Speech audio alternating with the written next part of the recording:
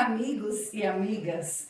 Hoje eu tô aqui num momento bem especial. Eu vou bater um papo com uma pessoa muito bacana que vai dar umas dicas interessantes para vocês, a partir de perguntas que a gente colheu, selecionou para estar fazendo nesse momento de pandemia, tá? Então, hoje eu tô aqui com a nutricionista formada pela Universidade Bandeirante de São Paulo, Uniban, com especialização em terapia nutricional e nutrição clínica pelo Grupo de Apoio à Nutrição Enteral e Parenteral, GANEP, e com especialização em educação em diabetes.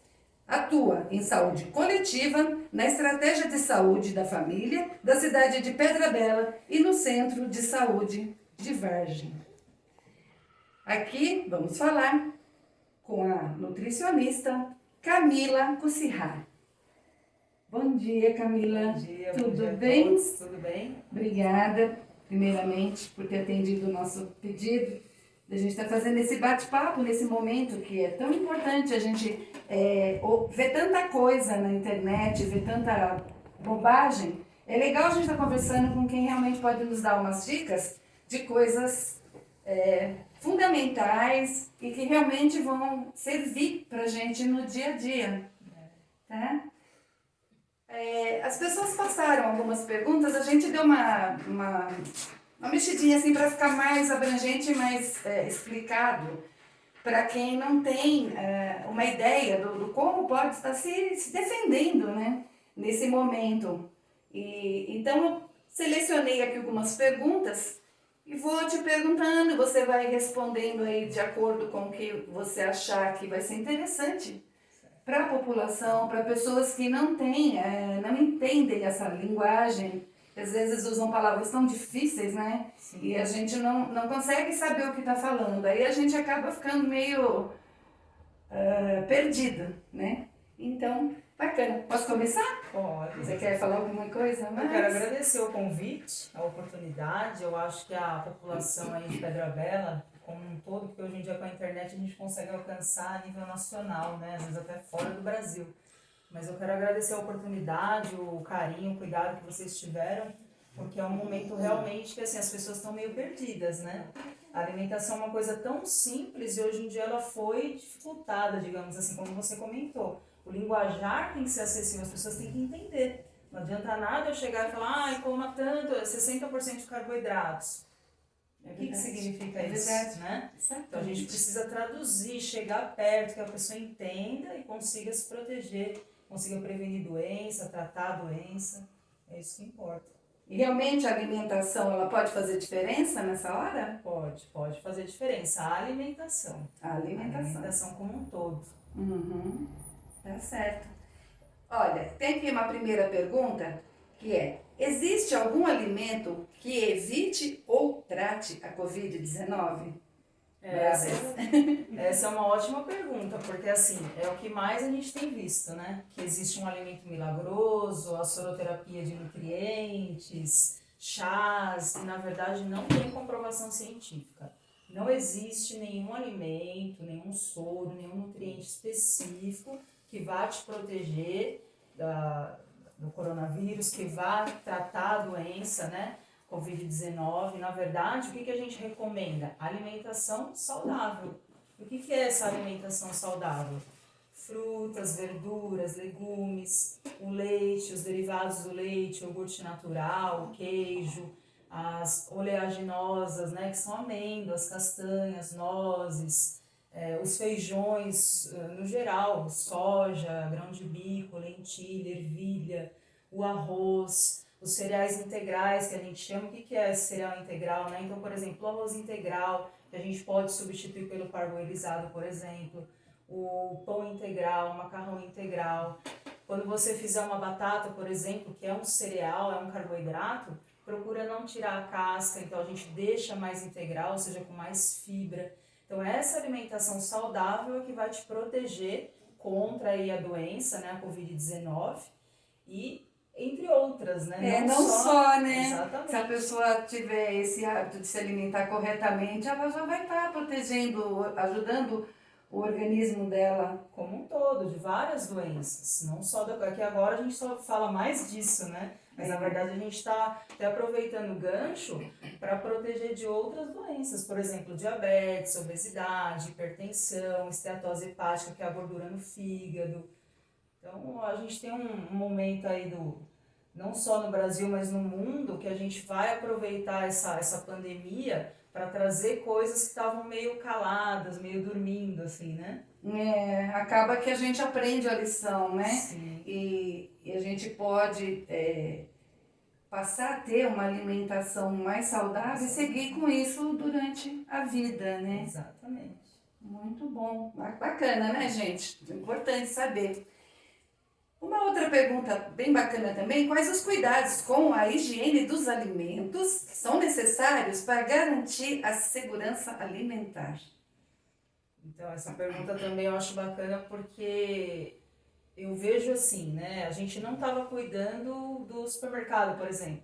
A gente ia ao mercado, pegava lá o carrinho, ninguém higienizava aquele carrinho, a gente pegava lá a caixa de leite, pegava uma lata de sardinha, né? Alimentos em geral. Punha lá no carrinho, pagava, chegava em casa, já guardava e boa. E aquilo cheio de poeira, cheio de bactéria, às vezes até a gente não sabe a qualidade, né, a higiene do estabelecimento. Uma barata, um rato, alguém passou ali, várias pessoas tocaram naquele produto. Então ele tá sujo, sim, ele tá cheio de bactéria, de vírus, né? Tá cheio de bichinhos ali. Então a gente precisa ter essa atenção também na compra. Ou seja, quando for comprar os produtos, evitar de pegar a lata amassada, a embalagem danificada, atenção ao prazo de validade, né? Então, por exemplo, eu vou comprar um produto hoje, vai vencer semana que vem. Será que na minha programação eu vou utilizar esse alimento até ele vencer? Porque senão eu acabo desperdiçando. Cheguei em casa, todas as embalagens que eu possa lavar, latas, por exemplo, aquelas embalagens de caixinha de leite, lavar com água e sabão, água e detergente, seco bem, guardo. As embalagens que eu não posso lavar em água corrente, eu vou higienizar lá com álcool 70, posso passar aquele multiuso também, é uma maneira da gente matar aí os bichinhos, não só pensando no coronavírus, mas em geral, é fazer a limpeza. Muitas vezes as pessoas pegam e já guardam o alimento sem higienizar, sem limpar. Outra dica que eu dou também, às vezes eu vou assim em algumas casas, as pessoas colocam caixa de leite no chão, saco de arroz no chão. Alimento nunca pode ficar no chão. Nunca pode, porque contamina, realmente contamina o alimento.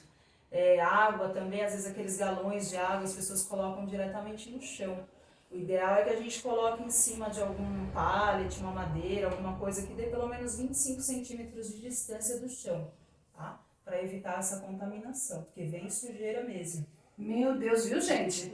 Olha, eu não sou a maluca da limpeza, não. Eu tenho o hábito de pegar tudo que chega, higienizar. Eu tenho um álcool em spray, eu jogo em tudo. Tá Então, certo. eu não tô errada, não. Ah, que bom saber que eu não tô maluca.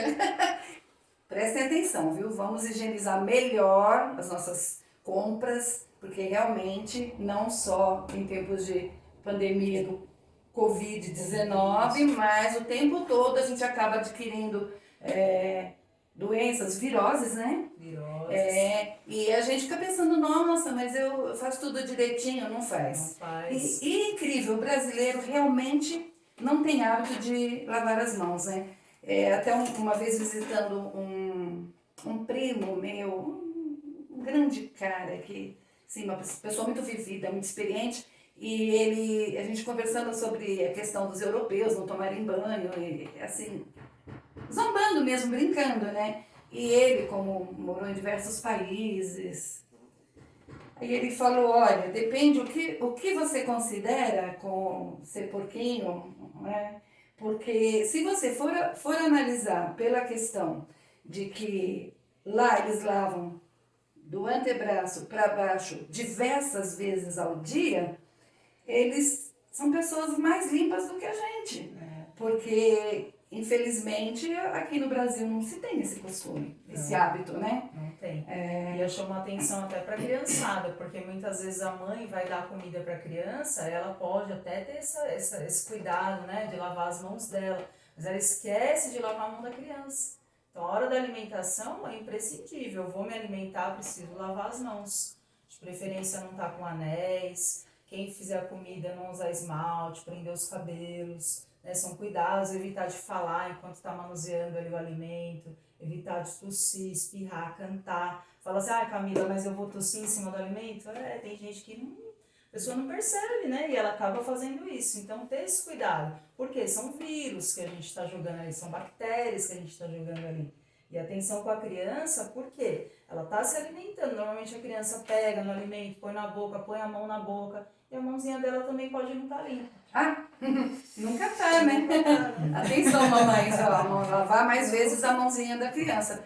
Tem um netinho, você sabe, né? E ele põe a mão em tudo, e ele é bem criança da roça mesmo, assim, ele vive bem livre. E aí eu descobri que se chamá-lo para lavar a mão no tanque, lavar as mãos no tanque, ele acha que é bacana. Então, peguei o gancho, falei, bom, já que ele gosta de lavar as mãos no tanque, coloca ele em cima da cadeira e dá para lavar mais vezes as mãos, que é lógico que a criança não gosta de parar a brincadeira, né? Mas que bacana.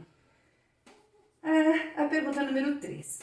Quais alimentos devem ser priorizados e evitados durante a pandemia? Então, o que a gente pede para evitar durante a pandemia, na verdade, para todos sempre, seriam o que a gente chama hoje de alimentos ultraprocessados, que são os industrializados, né? Então, por exemplo, gelatinas, essas que têm cor e sabor, macarrão instantâneo, aqueles caldos para temperar a comida, bolachas com ou sem recheio, suco em pó, suco de caixinha, refrigerante, que mais? Esses alimentos congelados prontos, tipo lasanha, batata frita, nuggets, hambúrguer, almôndega. Por quê? Porque esses alimentos, na verdade, não são alimentos. A gente chama de comida de mentira. Eles estão tentando imitar, né? Estão tentando imitar os alimentos de verdade. Então, ali tem muita substância que faz mal para o corpo. Por exemplo, muito sal, muito açúcar, muita gordura, muitos aditivos químicos que a indústria acaba usando para quê? Para melhorar o sabor para nós, para disfarçar ali algum, que a gente chama de, fugiu a palavra? Para enganar o paladar? Para melhorar o paladar, mas assim, tem alguns aditivos que aumentam a vida de prateleira, que a gente chama. Então, às vezes, eles têm um sabor desagradável. Então, eles aumentam o sal, o açúcar e a gordura para disfarçar isso. Exatamente. Então, esses alimentos, eles estão muito associados ao quê? Câncer, alergia, obesidade, diabetes. E todas essas doenças que eu citei abaixam a nossa resistência, a nossa imunidade, que a gente chama, né? Então, aí vem a porta de entrada, por exemplo, para você pegar aí um coronavírus. Nossa, né? Eu fico sempre me perguntando como é que consegue, num pacotinho de suco pequenininho assim, ter a quantidade suficiente de açúcar para adoçar 1 litro ou mais até de suco. Então, alguma mágica do mal tem ali. Exatamente. Né? A gelatina colorida, mas a gelatina em color é boa? A gelatina em color é boa, é uma estratégia. Então, quem gosta de gelatina, criança, principalmente está habituada com gelatina, a gente orienta a substituir essas gelatinas prontas, que é só colocar água, usar a gelatina em color e aí vai usar um suco, por exemplo, suco de uva integral, um suco de laranja, de lui, tem várias receitas na internet para gelar. Não tem nada a ver com aquelas de caixinha que, na verdade, é puro açúcar. Quando você lê a lista de ingredientes, o primeiro ingrediente que está ali é o que está mais presente. Entendi. E na maioria das gelatinas é o açúcar. Então, você está dando açúcar para o teu filho. E até os 2 anos de idade, a recomendação é nada de açúcar. Nem preparações que levem açúcar. Meu Deus. Mas se você fizer disso um hábito, eu creio que você vai aprendendo com o tempo, né? É tanta coisa, mas assim, muito rapidamente, porque não foi feita diretamente essa pergunta, mas é uma dúvida que muita gente tem. Qual a diferença de um açúcar para o outro, assim, rapidamente? Na verdade, açúcar é açúcar. O pessoal fala assim, Camila, mas tem o mascavo, o demerara, o açúcar do coco. Tá, para o nosso corpo, açúcar é açúcar. Quando a gente ingere um alimento, o alimento, vamos comparar com um trem, é uma coisa grande. Nosso corpo não absorve esse trem de uma vez, ele vai degradar em vagões. né? Então, por exemplo, o açúcar mascavo, mas ele não é tão processado, tá, mas lá dentro do nosso corpo ele vai degradar e ele vai virar um açúcar simples. Então, o que a gente pede, né, em termos de açúcar? O açúcar, o sal, a gordura, usar como um ingrediente culinário, ou seja, a gente vai utilizar para fazer um bolo, para fazer um doce de abóbora, um doce de banana, para fazer a comida, e não usar para ficar adoçando. A gente tem esse hábito, né? Sim. Vai tomar um café, um leite, adoça, vai tomar um suco, adoça, tudo a gente adoça, e na verdade a gente cria o quê? Um paladar doce. É igual as pessoas que substituem o açúcar pelo adoçante. Eu não uso mais açúcar, eu substituo pelo adoçante. Não está fazendo nada de bom, porque o adoçante também é industrializado e foi criado para pessoas que têm diabetes, para auxiliar no tratamento, e a gente sempre vai ficar com esse paladar doce. Então, o ideal é a gente acostumar o paladar, acostumar com o sabor do café, do chá, dos sucos, do leite. No começo é difícil, eu até falo assim, vocês vão me xingar, mas depois o paladar muda assim e a gente se habitua. E aí, quando toma alguma bebida com açúcar, você estranha. Então, gente, toma muito cuidado, principalmente as mamães, viu? Para não cultivar na criança esse hábito de não sentir mais o sabor que o alimento tem de verdade, né? E eu chamo a atenção até o mel, porque assim, o mel, muitas pessoas falam assim, Ai, meu Deus. ele é um açúcar, né? Ele é um açúcar, a gente pode usar sim, é um ingrediente culinário, pode fazer bolo, por exemplo, pode colocar nas frutas, mas para a criançada até os 2 anos, nada de açúcar, nada de mel. Para que isso? Evitar cáries, obesidade, diabetes, hipertensão. Meu Deus, acho que a gente vai precisar marcar mais umas 3 conversas dessas. E o paladar também da criança, que a gente já vai acostumando, porque as crianças que têm hábito de pequena já tudo doce, elas são as que mais têm dificuldade de aceitar depois fruta, verdura, legumes, de tão doce que tá aquele paladar. A gente estraga o paladar das crianças, viu, gente? Tô ouvindo isso? Ai, que difícil, hein? Vou sair daqui com remorso. Camila, eu vou fazer a próxima pergunta. Qual estratégia pode ser adotada para evitar o desperdício de alimentos e as idas desnecessárias ao mercado? Só que você segura aí a resposta, que a gente vai fazer uma pausinha para a gente tomar uma aguinha. Ok. Ficar um pouquinho aqui sem açúcar. Pensativa, sem açúcar, aqui já está preparado para a gente uma aguinha saborizada. Ótimo. E daqui a pouquinho a gente já volta.